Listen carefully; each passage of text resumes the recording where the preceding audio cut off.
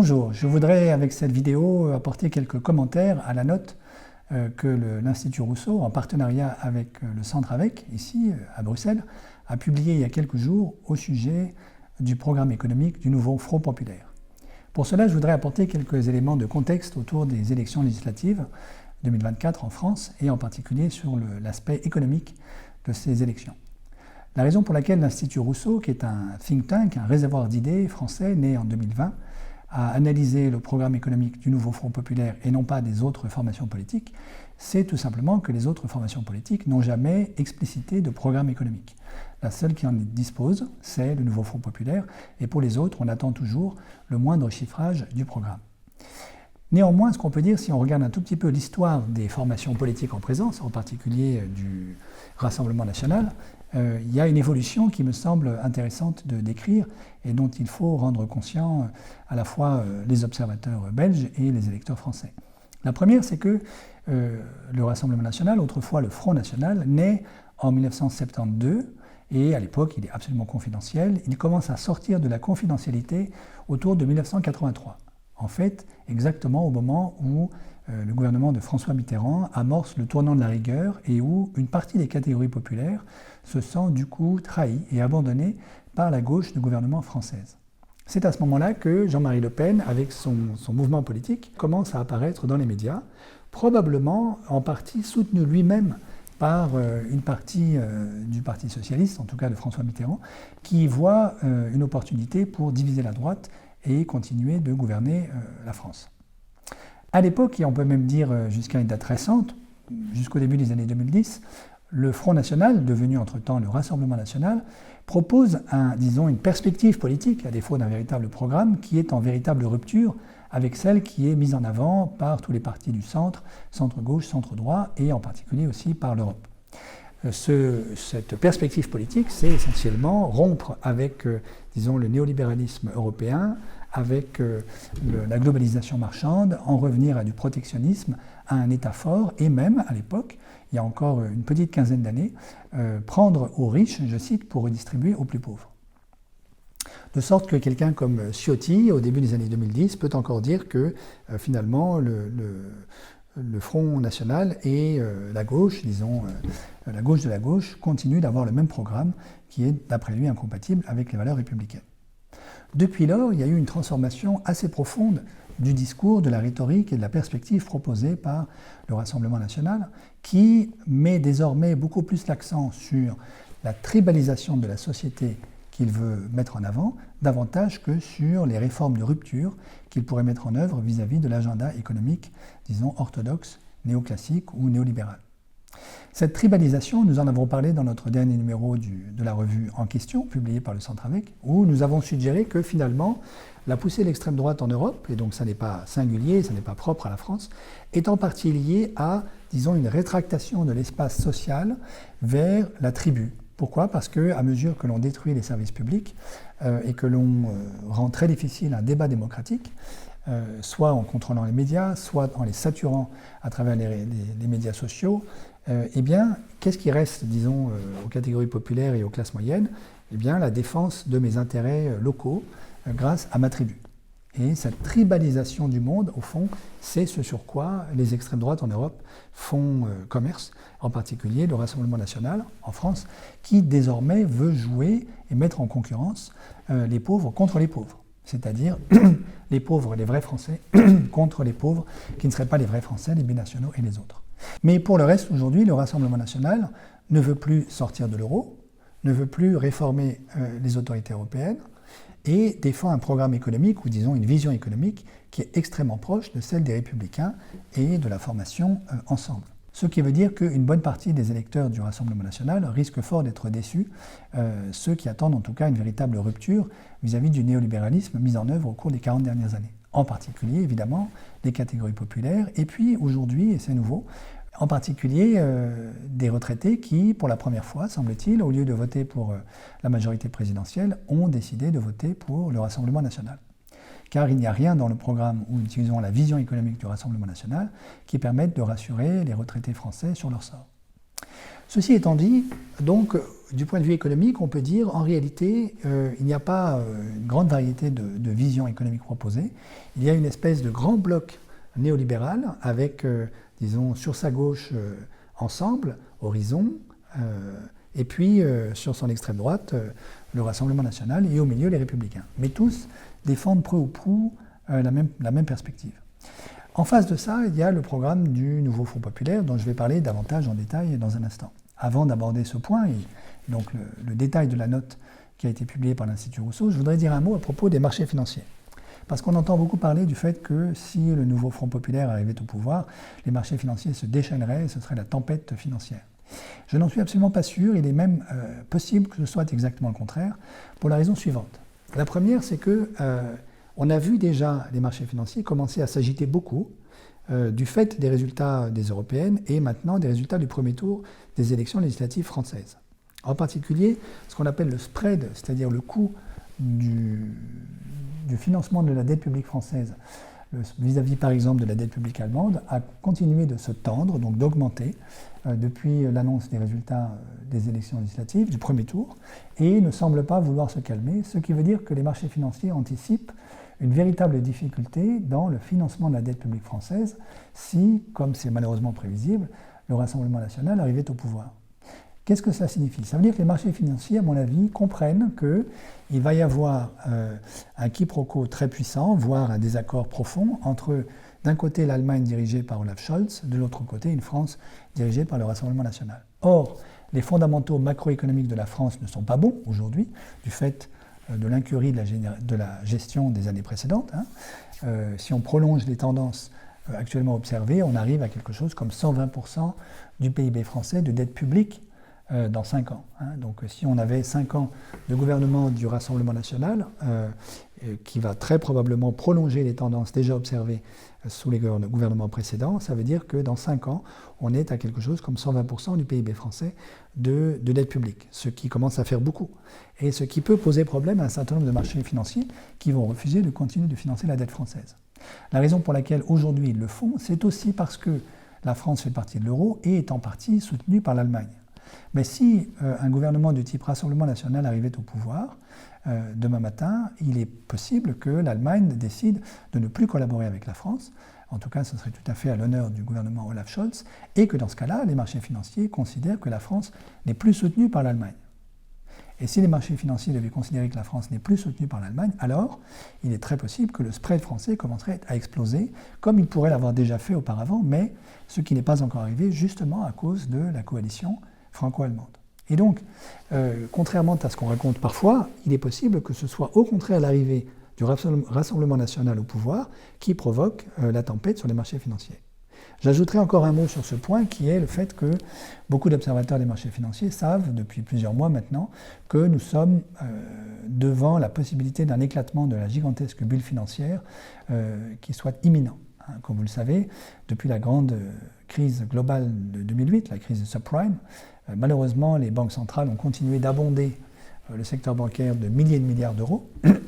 La Banque centrale européenne n'a pas fait exception à ce qu'on appelle ces politiques monétaires quantitatives non conventionnelles d'assouplissement, de quantitative easing, et ces tombereaux de monnaie sont arrivés aujourd'hui dans les marchés financiers et ont alimenté une gigantesque bulle spéculative qui est encore plus grosse que celle de 2008. Et il ne fait de mystère pour personne, en tout cas pour aucun des observateurs professionnels qui regardent ce qui se passe sur les marchés financiers, que cette bulle va exploser d'un jour à l'autre et que nous commençons à avoir des signes de frémissement de la possibilité d'une explosion dans les semaines, les mois et en tout cas certainement les années à venir. Or, si nous avions un gouvernement de type Rassemblement national au pouvoir, qui n'a aucune expérience de gouvernement, encore moins la moindre expérience économique et financière, il y a fort à parier que la France serait en très grande difficulté.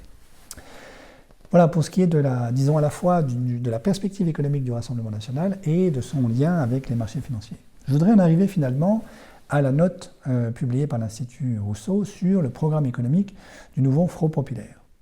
Cette note a été réalisée en un temps record avec la collaboration extrêmement efficace de 25 jeunes chercheurs, étudiants, professionnels de la haute fonction publique, experts sectoriaux et également des économistes italiens qui nous ont aidés à pratiquer ce qu'on appelle le bouclage macroéconomique du programme du nouveau Front populaire, sur lequel je vais y revenir dans un instant. Avant cela, je voudrais mentionner les autres points saillants de la note. Le premier étant une estimation de la création d'emplois possibles que favoriserait la mise en œuvre du programme du nouveau Fonds populaire. Quels sont les grands éléments de ce programme qui favoriseraient la création d'emplois? Évidemment, la transition énergétique, le lancement de la transition énergétique que nous devrions faire depuis longtemps et que nous n'avons pas encore amorcé, en dépit par exemple de la Convention citoyenne pour le climat et des recommandations qu'elle avait faites, car on sait que la transition énergétique est extrêmement créatrice d'emplois. Et il se trouve que l'Institut Rousseau a beaucoup travaillé sur ce sujet. Nous avons publié en janvier dernier une note pour le Parlement européen qui s'appelle Road to Net Zero, qui décrit un scénario complet de décarbonation de la totalité de l'économie de l'Union européenne d'ici 2050. Décarbonation nette, car il est quasiment impossible d'obtenir ce qu'on appelle la décarbonation brute. Qu'est-ce que ça veut dire en français de tous les jours? Ça veut dire que si on suit le scénario proposé par l'Institut Rousseau, en 2050, notre économie continuera de produire encore un petit peu de gaz à effet de serre, mais ce résidu d'émissions pourrait être facilement absorbé par les forêts européennes, en particulier par les forêts françaises. Et donc ça veut dire que nous pourrons enfin tenir nos engagements, qui est de ne plus continuer à polluer la planète d'ici 2050. Voilà. Or ça, il se trouve que cette transition-là, qui consiste à investir énormément dans la rénovation thermique des bâtiments, en particulier des bâtiments publics, et puis évidemment dans la mobilité verte, c'est-à-dire développer beaucoup le train, le fret, le ferroutage, et abandonner petit à petit la voiture, car la voiture, comme vous le savez, est extrêmement polluante. Tous ces chantiers-là créent énormément d'emplois. C'est la première grande source d'emploi. Deuxième grande source d'emploi, évidemment, le passage à la semaine de 32 heures. Contrairement à ce qui est parfois répété à tort, toute la recherche montre que le passage aux 35 heures en France a été un véritable succès au sens macroéconomique. Certes, quelques patrons ont eu beaucoup de mal à mettre en œuvre cette transition brutale, qui a été probablement mal négociée à l'époque par Martine Aubry, mais il ne fait aucun doute du point de vue de la recherche que le passage aux 35 heures a été extrêmement bénéfique pour tout le monde, à terme. Pas à court terme, mais à moyen terme, c'était très clair. Et donc, il n'y a aucune raison de penser qu'il en ira autrement pour les 32 heures. Elles créeront énormément d'emplois, elles permettront donc de réduire le chômage et permettront aussi à beaucoup d'entre nous d'avoir un style de vie beaucoup plus compatible avec la grande tendance historique dans toute l'Europe de l'Ouest, qui est la réduction du temps de travail, depuis la moitié du XIXe siècle. Et puis, il y a également d'autres grandes mesures du programme du nouveau Front populaire qui permettent de réduire le chômage et donc de créer des emplois. C'est le retour à l'âge légal de départ à la retraite à 62 ans, et puis également, évidemment, la création d'emplois publics dans tous les domaines où nous en manquons cruellement aujourd'hui, évidemment dans le domaine de la santé. Comme vous le savez, nos hôpitaux sont exsangues. Il suffit de regarder ce qui se passe dans les salles de réanimation, pour l'accueil des dispositifs d'urgence dans les hôpitaux français. Bon. Donc nous avons besoin de manière urgente de nouvelles infirmières, d'aides-soignants, etc. Également dans l'éducation, ça n'est un mystère pour personne que nous avons besoin de recruter plusieurs milliers de nouveaux enseignants pour nos enfants, et puis dans toute une série d'autres services publics. Alors, finalement, l'Institut Rousseau a chiffré combien ceci pouvait créer l'emploi de manière raisonnable dans les 5 ans qui viennent. Et le résultat, c'est environ 490 000 emplois, de façon tout à fait raisonnable à notre avis. Il serait possible de prétendre que l'on peut créer davantage d'emplois, en particulier dans la fonction publique, mais nous avons estimé que c'était peu réaliste dans la mesure où notre administration publique aujourd'hui est tellement fragilisée par 40 ans de néolibéralisme qui l'a mise à mal, qu'elle n'est probablement pas en mesure d'absorber la création de centaines de milliers de nouveaux postes de fonctionnaires chaque année. Et donc, nous proposons, et vous trouverez le détail de ce chiffrage dans la note, environ 490 000 emplois créés en 5 ans, se répartissant pour moitié dans le secteur privé, pour moitié dans le secteur public. Et donc ça veut dire que c'est une excellente nouvelle pour le marché de l'emploi en France. Le deuxième point saillant que je voudrais souligner, c'est la question de la fiscalité. Car dans le débat public français et en Wallonie, il a été souvent question de la possibilité d'un matraquage fiscal qui serait perpétré par le programme du nouveau Front populaire. Ce que montre la note, c'est qu'en réalité, il est tout à fait possible de tenir les promesses de ce programme sans aucun matraquage fiscal. Et pour cela, l'Institut Rousseau a proposé d'avoir recours à une formule que j'avais introduite avec quelques collègues au titre de l'Institut Rousseau il y a quelques années. C'est ce que nous avons appelé l'impôt ABC. Donc le programme du nouveau Front populaire propose de revenir à 14 tranches, ce qui a été interprété par beaucoup comme un retour, au fond, à la proposition de la France insoumise de 2022, de repasser à 14 tranches avec une tranche maximale, une tranche d'imposition marginale maximale de 90%, 90% sur les plus hauts revenus. Ce que montre la note, c'est qu'en réalité, on n'a pas du tout besoin d'en venir là pour réussir à dégager 5 milliards d'euros de recettes fiscales pour l'impôt sur le revenu sur les personnes physiques supplémentaires. En particulier, ce que montre la note, c'est que si on utilise l'impôt ABC, qui est une formule très simple avec laquelle on peut mimer toutes sortes de distributions de revenus et d'imposition par tranche, mais aussi on peut tout à fait se dispenser des tranches. Quel est le problème des tranches de revenus? C'est qu'elles créent, à l'endroit où vous avez le démarrage d'une nouvelle tranche, une discontinuité très forte et même une injustice vis-à-vis de ceux qui appartenaient à la tranche du dessous et qui, parce qu'ils gagnent quelques euros de plus par mois, basculent dans la tranche du dessus et voient leur taux d'imposition faire un bond. Avec l'impôt ABC, il n'y a plus de tranche, c'est beaucoup plus souple, beaucoup plus simple, et l'impôt ABC peut se résumer avec 3 paramètres, A, B et C. Là où, si nous avons par exemple 14 tranches, eh bien, il faudra 28 paramètres, puisqu'il en faut 2 par tranche. C'est l'endroit où commence la marche et puis la longueur de la marche. Donc avec 3 paramètres, on peut caractériser la totalité des systèmes fiscaux auxquels nous pouvons penser, celui qui existe actuellement, et puis celui qu'on pourrait mettre en place avec 14 tranches. Quels sont ces 3 paramètres? Le paramètre A, c'est le taux maximal effectif d'imposition. Et là, je voudrais souligner qu'il s'agit du taux maximal effectif et non pas marginal. Souvent, dans les débats sur la fiscalité, qui est un domaine assez technique, on confond le taux marginal et le taux effectif. Le taux marginal, c'est quoi?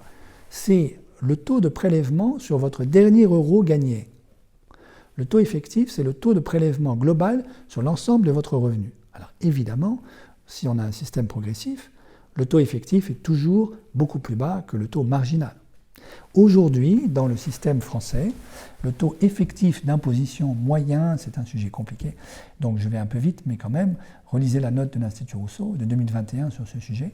Le taux effectif moyen d'imposition des plus hauts revenus tourne autour de 21%. Donc ça n'a strictement rien d'expropriatoire, et finalement, c'est à peine supérieur à celui qui est acquitté par les classes moyennes françaises, qui se situe quelque part entre 15 et 18%. Voilà. Et donc la proposition que fait la note, c'est de revenir à celle qui avait été faite en fait par l'Institut Rousseau il y a quelques années, et d'imaginer par exemple un taux maximal effectif d'imposition de 50%, ce qui est tout à fait conforme à la jurisprudence du Conseil constitutionnel qui avait dit au-delà de 50%, ça devient expropriatoire. Donc par exemple, montons le taux effectif maximal à 50%. Petit b, c'est le deuxième paramètre, c'est le revenu minimal à partir duquel vous payez votre premier euro d'impôt. La proposition de la note et de l'Institut Rousseau, c'est 1400, 1420 euros, ce qui est à peu près le niveau actuel. Ça veut dire que même si on augmente le SMIC à 1600 euros, ce qui est l'une des propositions du nouveau Fonds populaire, il n'en reste pas moins qu'à partir de 1400, 1420 euros par mois, brut, vous commencez à payer votre premier euro d'impôt sur le revenu. Et puis le petit c, le troisième paramètre, c'est une mesure de la progressivité de l'impôt, mais également du volume des recettes. Et donc, ce que propose l'Institut Rousseau et la note, c'est d'ajuster le petit c, donc la progressivité de l'impôt, de manière qu'avec un taux maximal effectif à 50%, un petit b qui est le revenu minimal imposable à 1400, 1420 euros par mois, eh bien on arrive néanmoins à dégager plus 15 milliards d'euros chaque année de recettes d'impôt sur le revenu, tout en faisant en sorte que tous les revenus inférieurs à 4 000 euros par mois ne payent pas plus d'impôts qu'aujourd'hui. Et donc ça veut dire qu'on ne commence à faire payer plus d'impôts qu'à ceux qui ont un revenu mensuel supérieur à 4 000 euros par mois, et il n'y a pas de matraquage puisque le taux maximal effectif est à 50%. Et ça permet de dégager 15 milliards d'euros chaque année supplémentaires, ce qui est beaucoup plus que ce qui a été envisagé de manière très prudente par le nouveau Fonds populaire qui estimait à 5 milliards d'euros les recettes supplémentaires que dégagerait la réforme de l'impôt sur le revenu. Alors, ce n'est pas une manière pour l'Institut Rousseau de dire que le nouveau Fonds populaire s'est trompé, pas du tout. On peut très bien obtenir 5 milliards de recettes supplémentaires avec un taux maximal effectif encore plus bas.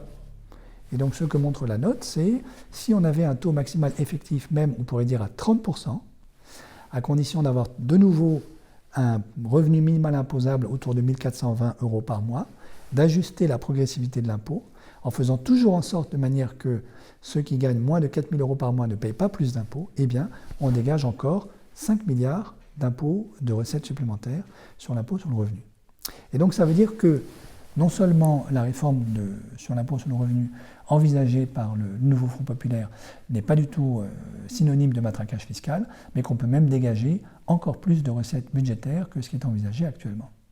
Le deuxième point que souligne la note, c'est qu'il reste encore beaucoup d'autres marges de manœuvre budgétaires, en particulier pour le financement de la transition énergétique. L'une d'elles, qui est proposée par la note, c'est la mise en place d'un mécanisme qui est bien connu de la part des financiers et qui avait déjà été mis en place très vite, en quelques jours, en 2008, pour sauver nos banques de la crise des subprimes. À l'époque, on avait créé la SFEF, la Société de financement de l'économie française, et ce que propose la note, c'est de faire de même pour financer la rénovation des bâtiments. Et là, l'idée, c'est de créer un fonds de financement de la rénovation des bâtiments qui serait abondé par les entreprises des BTP et qui émettrait de la dette pour financer en fait la rénovation, mais cette dette serait garantie par l'État. Or, la garantie publique n'entre pas dans le calcul de la dette publique. Et donc, ça ne grèverait pas les comptes de l'État, ça ferait de la garantie en plus. Évidemment, si on se débrouille mal pour la rénovation, cette garantie sera appelée, ça coûtera un peu d'argent à l'État, qui devra rembourser, mais on sait faire aujourd'hui la rénovation des bâtiments. Ça n'est pas un problème technique majeur, et donc il n'y a aucune raison que ça se termine mal. Et donc là aussi, ce que la note estime, c'est qu'on pourrait dégager 10 milliards de dépenses publiques en moins, qui seraient autant d'argent qui pourrait être dépensé, par exemple, pour soutenir les TPE et les PME qui seraient mises en difficulté par l'augmentation du SMIC. Le nouveau programme, le programme du nouveau Front populaire propose un passage du SMIC à 1 600 € par mois, et à juste titre, un certain nombre de patrons de PME et de TPE s'en sont inquiétés en disant que ça va nous rendre nos journées beaucoup plus compliquées, et ils ont raison. Et le nouveau Front populaire a déclaré que dans ce cas-là, l'État aurait à venir en aide aux PME et aux TPE qui sont en difficulté. Et je crois que c'est à fort juste titre parce que, comme nous le savons tous, ce sont les PME et les TPE en France qui constituent le principal vivier d'emploi français et qui constituent en fait le tissu économique français. Comment pourrait-on leur venir en aide financièrement? En dégageant des recettes budgétaires supplémentaires. Et ce que montre la note, c'est que si on ajuste intelligemment l'impôt sur le revenu et si on utilise un mécanisme du type de celui que je viens de dénoncer à grands traits à propos du financement de la rénovation thermique des bâtiments, on peut dégager 10 plus 10 milliards, ça fait 20 milliards d'euros annuels en plus de recettes pour l'État. Et donc avec 20 milliards, on a largement de quoi subventionner les entreprises TPE et PME qui seraient mises en difficulté par une augmentation du SMIC à 1 600 € par mois. Voilà, et donc ça, c'est les deux premiers points de cette note, c'est donc d'un côté la création d'emplois, 490 000 emplois en 5 ans. De l'autre côté, les recettes budgétaires, les marges de financement, la réforme fiscale. Troisième point, et ce sera mon dernier point, c'est aussi le dernier point de la note a procédé à un bouclage macroéconomique. Alors de quoi s'agit-il? En fait, depuis des années, à chaque fois qu'on discute du programme d'une formation politique, eh bien, un certain nombre d'experts font des chiffrages qui sont quelquefois un tout petit peu plus élaborés que simplement des calculs de coin de table, mais pas beaucoup plus. Là, ce que nous avons fait, ce qu'a fait l'équipe qui a travaillé à la rédaction de cette note, c'est beaucoup plus complet, beaucoup plus rigoureux qu'un chiffrage, c'est un bouclage. Qu'est-ce que ça veut dire? Ça veut dire que cette équipe a essayé de faire tourner un modèle macroéconomique qui permet de prendre en compte tous les effets d'interaction de toutes les mesures du programme qui ont été testées, les unes avec les autres. Et en particulier de prendre en compte les effets de deuxième tour, de troisième tour, etc. Parce que, par exemple, si vous augmentez le SMIC à 1 600 € par mois, évidemment, ça va rendre les jours, au moins à court terme, plus difficiles pour les TPE et les PME. Mais on suppose qu'il y a des subventions pour les aider. Par ailleurs, ça dégage une augmentation de pouvoir d'achat colossale pour les catégories populaires et les classes moyennes, parce que ça va évidemment avoir un effet de rattrapage sur tous les bas salaires au-dessus du SMIC. Bon. Cette extraordinaire augmentation du pouvoir d'achat va augmenter la demande. Cette demande va remplir les carnets d'ordre de nos entreprises et va leur permettre de réinvestir. Voilà. Et donc ça s'appelle en fait un effet keynésien tout à fait classique, bien connu de la part des économistes. Il n'y a pas de doute aujourd'hui qu'il serait massif dans une économie comme l'économie française. Et donc c'est ce à quoi on assiste dans les simulations du modèle macroéconomique qui a été utilisé par cette équipe pour pratiquer le bouclage macroéconomique du programme du nouveau Front populaire. Le modèle qui a été utilisé est un modèle qui s'appelle Eurogreen, qui avait été monté initialement par une équipe de chercheurs italiens, que nous remercions chaleureusement pour leur collaboration, et qui a été actualisé pour être ajusté au contexte français de 2024. Quelles sont les mesures du programme du nouveau Front populaire qui ont été testées? La première, c'est évidemment des créations d'emplois dans la fonction publique et, disons, les investissements publics pour la transition énergétique. La deuxième, c'est le passage à la semaine à 32 heures. La troisième, c'est la réforme de l'impôt. Alors, sur la réforme de l'impôt, l'équipe qui a fait le bouclage macroéconomique n'a pas mis en œuvre l'impôt ABC, mais a essayé d'imiter 14 tranches qui ressembleraient à ce que pourrait mettre en place un nouveau Front populaire qui serait inspiré notamment par la proposition de la France insoumise de 2022. On pourrait évidemment refaire la simulation avec la proposition ABC de l'Institut Rousseau. La proposition suivante qui a été testée par l'équipe, c'est le retour de l'âge légal de départ à la retraite à 62 ans. La proposition suivante, c'est le passage à un SMIC à 1 600 € par mois. Et la dernière proposition, c'est la mise en place d'un mécanisme d'ajustement carbone aux frontières. Donc ça, c'est la liste des propositions du programme du nouveau Front populaire qui ont été testées par ce bouclage macroéconomique. Comment le bouclage a-t-il été réalisé? Dans une première étape, l'équipe a simulé un scénario de référence pour les 5 prochaines années, par rapport auquel elle va tester le scénario vraisemblable de ce qui adviendrait dans l'économie française si l'on mettait en œuvre les réformes proposées par le nouveau Front populaire. Ce scénario de référence est simplement un prolongement de tendance, des tendances qu'on a observées au cours des 5, 6, 7, 8 dernières années. Et je dois avouer que c'est un scénario plutôt optimiste. Ça me semble malheureusement assez clair que si, pour les raisons que j'ai dites tout à l'heure, si le Rassemblement national arrivait au pouvoir, le scénario macroéconomique des prochaines années serait beaucoup plus catastrophique que celui qui a été simulé par l'équipe, avec beaucoup de bienveillance, pour tester et comparer ce scénario de référence avec ce qui pourrait advenir si on mettait en place le programme du nouveau Front populaire. Or, les résultats sont extrêmement frappants, quelle que soit la variable macroéconomique qu'on est en train de regarder. Alors, si on prend par exemple le PIB et la croissance du PIB, ce qu'on obtient, c'est que la mise en œuvre des 6 mesures que j'ai rappelées à l'instant même, tirées du programme du nouveau Front populaire, provoquerait une augmentation du PIB qui, au bout de 5 ans, serait de 3% supérieure à celle qu'on observe dans le scénario de référence, donc dans le prolongement de tendance. Ça, c'est pour le PIB. Si on regarde l'inflation, l'inflation n'exploserait pas, contrairement à ce qui est raconté quelquefois par certains. Le bouclage salaire-prix est tout à fait pris en compte par le modèle, mais vous savez aujourd'hui que l'inflation est davantage tirée par le prix de l'énergie et les importations, davantage que par les salaires. D'autant que les salaires français, ce qu'on appelle les salaires réels, c'est-à-dire les salaires justement déflatés de l'inflation, sont en retard de manière massive depuis des années vis-à-vis de la productivité du travail, et donc un rattrapage des salaires ne serait pas inflationniste en France. Et donc on obtient, que ce soit dans le scénario de référence ou dans le scénario Nouveau Front populaire, une inflation extrêmement sage qui tourne autour de 2% d'ici 5 ans, ce qui est exactement la cible d'inflation de la Banque centrale européenne.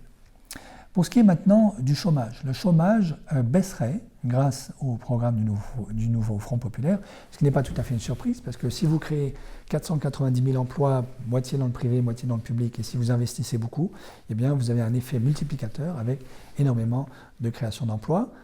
Et donc le chômage français passerait d'environ 8%, ce qui serait le taux auquel il parviendrait dans le scénario de référence dans 5 ans. Il passerait de 8% environ à 4% d'ici 5 ans. Et donc une division par 2 du taux de chômage en France.